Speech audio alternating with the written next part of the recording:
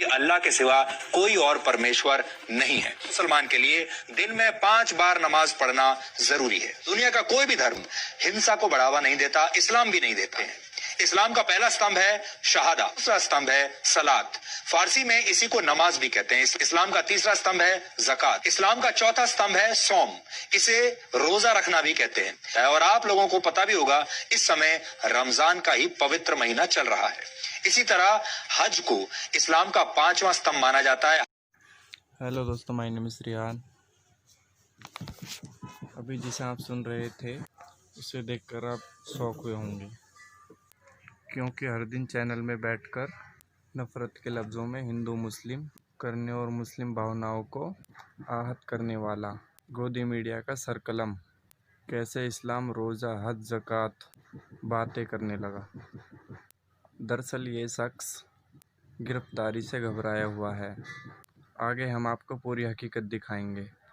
अगर आपने हमारा चैनल टेक्निकल रिहान को सब्सक्राइब नहीं किया है तो प्लीज़ उसे सब्सक्राइब करें। जी न्यूज़ पर बैठकर हिंदुओं के दिल में मुसलमानों के खिलाफ नफ़रत भरने वाला सुधीर चौधरी लाइव शो में अचानक इस्लाम और उसके 5 अरकानों की बातें करने लगा।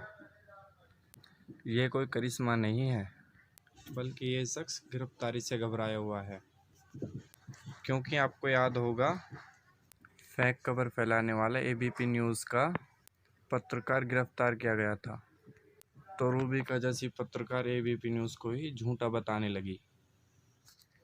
उसी तरह एफआईआर के बाद सुधीर चौधरी के भी सुर्ख बदल गए हैं। आपको हमने बताया था कि कैरियर में सुधीर चौधरी पर गैर जमानती एफआईआर, गैर जमानती धाराओं में एफआईआर दर्ज हुआ है, और ये एफआईआर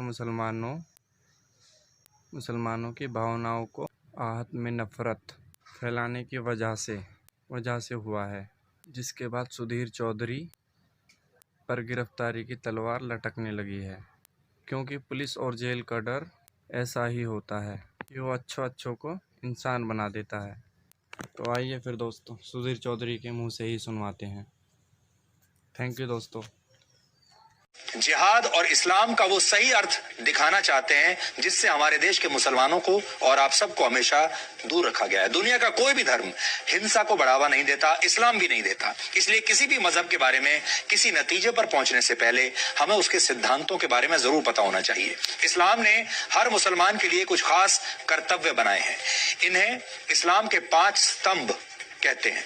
इस्लाम का पहला स्तंभ है शहादा, जिसका शाब्दिक अर्थ है घोषणा करना या गवाही देना। हर मुसलमान का कर्तव्य है कि वो इस बात की घोषणा करे कि अल्लाह के सिवा कोई और परमेश्वर नहीं है, यानी वो सिर्फ और सिर्फ अल्लाह में ही अपना भरोसा रखेगा।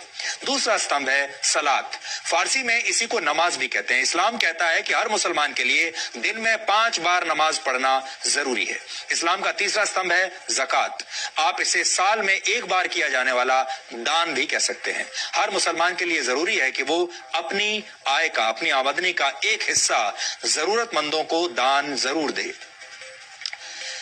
चैरिटी करे अंग्रेजी में अगर आप कहें तो। इस्लाम का चौथा स्तंभ है सौम, इसे रोजा रखना भी कहते हैं। इस्लाम में कहा गया है कि रमजान के महीने में हर मुसलमान के लिए रोजा यानी व्रत रखना जरूरी है। हिंदू उसे व्रत कहते हैं और इस्लाम में उसे रोजा कहा जाता है। और आप लोगों को पता भी होगा इस समय रमजान का ही पवित्र महीना चल रहा है। इसी तरह हज को इस्लाम का 5वां स्तंभ माना जाता है। हर मुसलमान का यह कर्तव्य है कि अगर वो मक्का जाने का खर्च उठा सकता है तो जीवन में कम से कम 1 बार उसे हज जरूर जाना चाहिए। ये तो ही इस्लाम के 5 स्तंभों की बात। जिहाद को इस्लाम का 6ठा स्तंभ माना जाता है। जिहाद का शाब्दिक अर्थ है पवित्र युद्ध, लेकिन जिहाद की परिभाषा को हमेशा गलत तरीके से पेश किया गया है। इस पवित्र युद्ध को धर्म युद्ध बताकर दुनिया भर में इसका गलत इस्तेमाल होता है। आतंकवादी हिंसा और दहशत फैलाते हैं और खुद को जिहादी कहते हैं। कट्टरता को जिहाद बताकर कट्टरपंथी अपने काम को सही ठहराते हैं। आज हम आपको ये बताने वाले हैं कि कौन से काम जिहाद की श्रेणी में नहीं आते। आप इन्हें नोट कर लीजिए ताकि जिहाद के मामलों में आपके तर्क मजबूत बन सके। अगर किसी के ऊपर इस्लाम कबूल करने के लिए जबरदस्ती की जाए तो इसे जिहाद नहीं कहा जा सकता। अगर किसी देश या क्षेत्र पर कब्जा जमाने के लिए उस पर हमला किया जाता है तो इसे भी जिहाद नहीं कहेंगे। इसी तरह अगर आर्थिक फायदे के लिए किसी इलाके पर हमला किया जाता है तो ये जिहाद नहीं है। सिर्फ अपनी ताकत का प्रदर्शन करने के नाम पर, लीडर की ताकत का प्रदर्शन करने के नाम पर हिंसा को जिहाद नहीं कहा जा सकता। अगर निर्दोष लोगों, बच्चों, महिलाओं की हत्या की जाती है या उनका बलात्कार किया जाता है, इसे भी जिहाद बिल्कुल नहीं कह सकते। और अगर किसी पर हमला करके उसकी संपत्ति का नुकसान किया जाता है, इसे भी जिहाद नहीं कहेंगे। इसी तरह अगर किसी को हराने के लिए जैविक युद्ध का सहारा लिया जाता है तो इसे भी जिहाद नहीं कहा जाना चाहिए।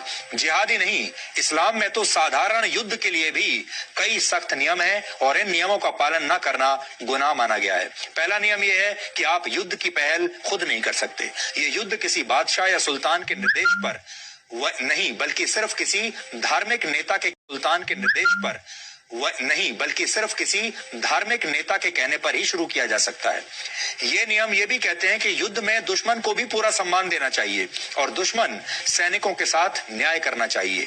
दुश्मन सेना के घायल सैनिकों का इलाज उन्हें अपना सैनिक मानकर करना चाहिए।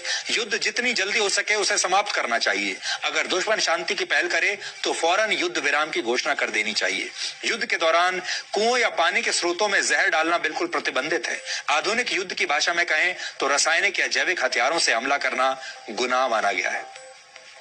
जिहाद की परिभाषा को सदियों से हमेशा गलत तरीके से पेश